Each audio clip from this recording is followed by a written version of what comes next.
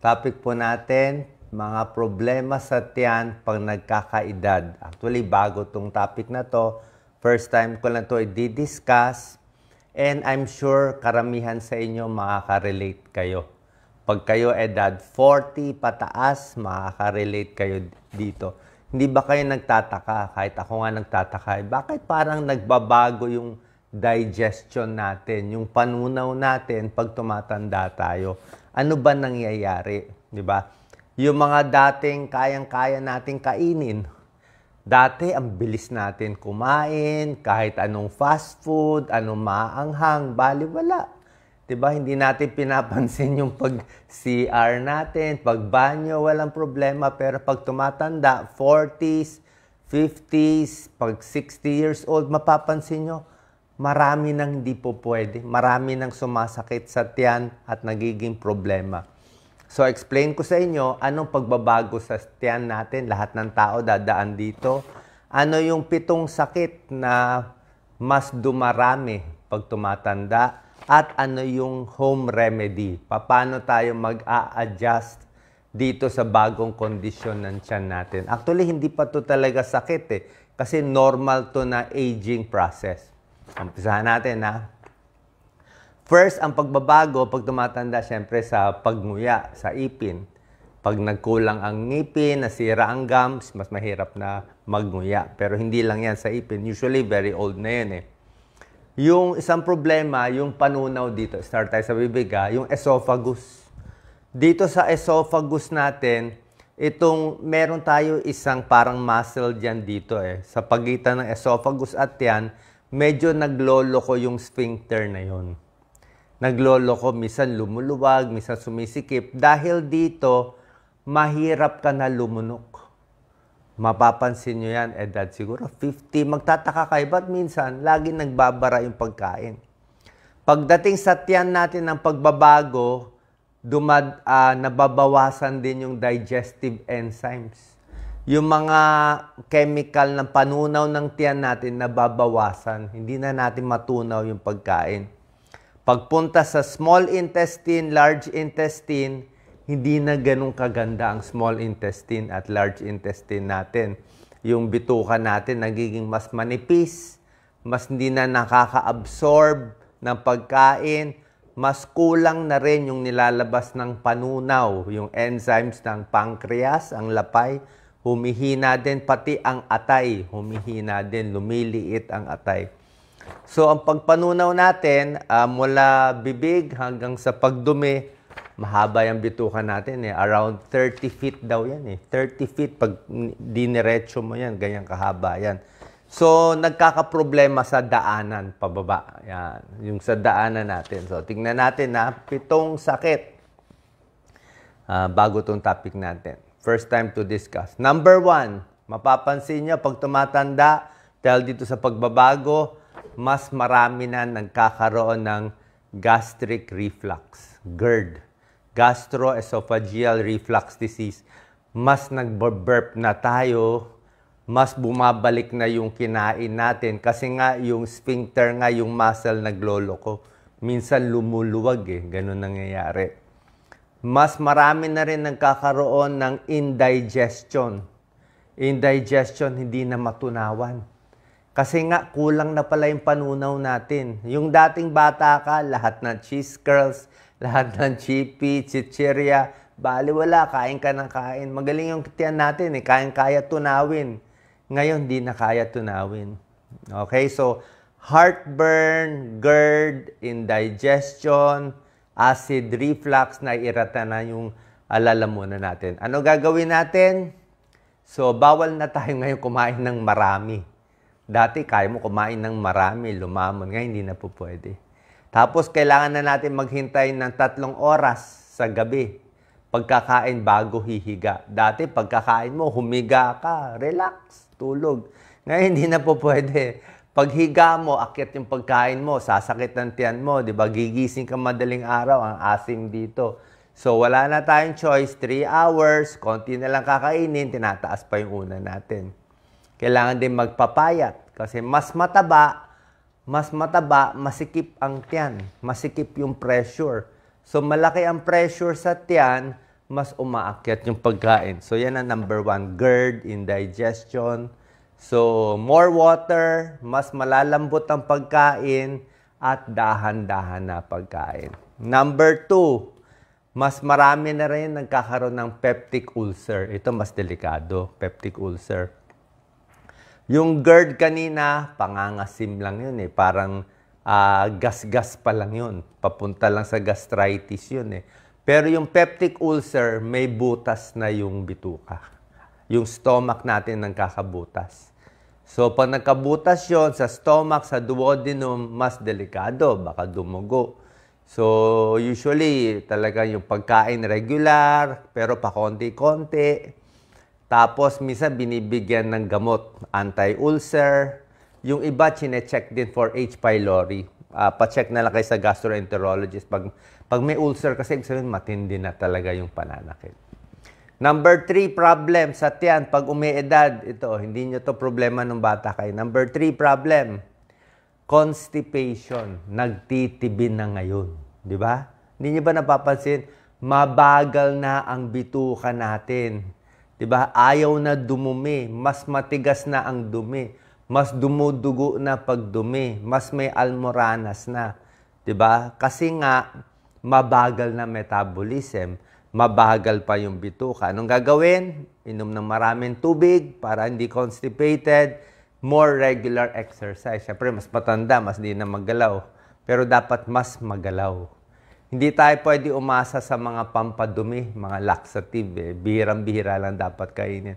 High fiber intake, maraming gulay. Para maraming fiber, maganda pagdumi. Marami ding prutas. Okay? More gulay, yung prutas, yung mga hindi lang masyado matatamis, para mas makadumi. Number 4 problem sa digestive system, dysphagia, hindi na makalulon. Oh, madalas ko napapansin sa sarili ko yan. Nagtataka ako minsan lalo na sa umaga. Pag kahit sumubo ka lang ng ulam, tapos mamaya ay na bumaba, naka-stuck lang siya dito. Napakahirap ng pakiramdam. Kala mo ma-heart attack ka. Ayaw bumaba. So, dapat pag ganyan, relax lang. Kasi lalo kang kinakabahan, lalo siyang sisikip eh. Tapos, minsan iniinuman ko ng tubig, di ba? Pero pag inom ng tubig, siguraduhin mo, relax lang na maitutulak ng tubig pababa. Relax ka lang. Kasi mamaya, nagsikip yung esophagus mo, konti-konti, magre-relax siya. Okay? Hinga lang malalim. Mamaya, magre-relax siya. Nakakatakot to, ha? Yung nabubulunan, delikado. O kung talagang nabulunan, pinapalo pa sa likod. Pero pang emergency na yon. So, nangyayari yan. So, huwag kakalimutan, bago sumubo, tubig muna. Okay? Very important tip. Turo yan ng tatay ko. Bago sumubo, dati sinasabi lang pagkakain ng malagkit, mga biko, mga malalagkit na kakanin, kailangan inom ng tubig. Ngayon, kahit anong pagkain, kahit kanin lang, tubig muna, ibasa mo muna dito. Tapos, konti muna ang kain para bumaba muna siya.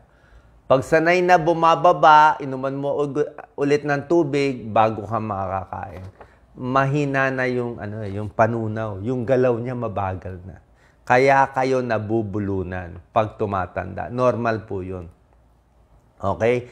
Nasisira na yung muscle kasi hindi na ganun kaganda. So, difficulty swallowing. Anong gagawin? Mas malambot na pagkain. Sabaw muna. Huwag sobrang tigas ang kanin. Ako gusto ko yung kanin, yung malambot.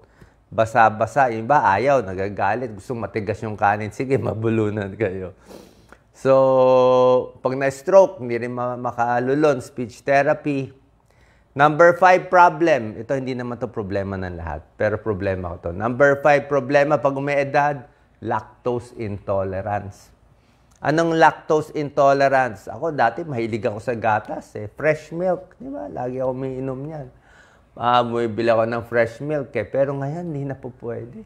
Favorite ko noon, chocolate milk. Di ba? Mga chocolate, sobra sarap yan. Happy ka. Pag bata ka, maiinom mo. Pero pag tumatanda, may ilang tao hindi na kaya ng gatas. Nawawala na yung lactase nila, yung panunaw. So ako ngayon, lahat ng gatas, bawal na. Kahit spaghetti na may white sauce, nako, bawal magtatay ako. Kahit gravy, ang daming gravy, may milk ka. Kala nyo yung gravy, walang milk. Oo, alam ko yung gravy ng fast food na may milk at walang milk. Nasanay na ako. Wag lang nila babaguhin yung timpla. So, milk products, iwas na. Number 6 problem. Pag nagkakaedad, ito po. Nagkakaroon ng diverticulosis or diverticulitis. Hindi nyo pa to alam eh. Sa large intestine, yung bituka natin, numinipis. So, pag yung large intestine natin numinipis, nagkakaroon ng parang pouch eh. Nagkakaroon ng mga usli-usli. Parang, parang ganito. Nagkakaroon ng ano siya, parang nasisira, natatastas. Nagkakaroon ng pouch. Yung bituka natin, large intestine. So, pag pumasok doon yung pagkain na nadudurog, naipon yung bakterya, mag-infection, nako, delikado. Pag nag-infection yun, kasi nagkaroon ng butas eh, para siyang appendicitis eh. So, bakit? Tumatanda, kulang sa fiber, kailangan antibiotics, merong inooperahan. So, pag sumakit ang tiyan bigla, parang nilalagnat, pa-check agad. Diverticulosis, diverticulitis, large intestine, humihina, rumurupok. Anong gagawin para makaiwas?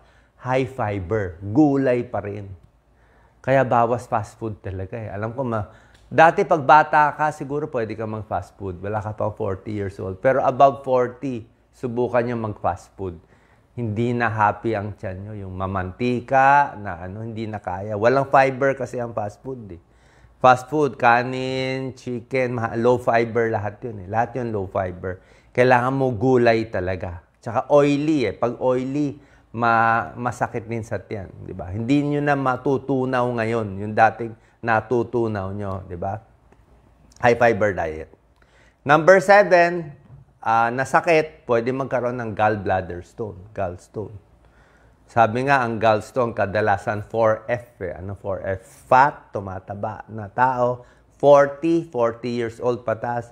Female, madalas sa babae ang gallstone.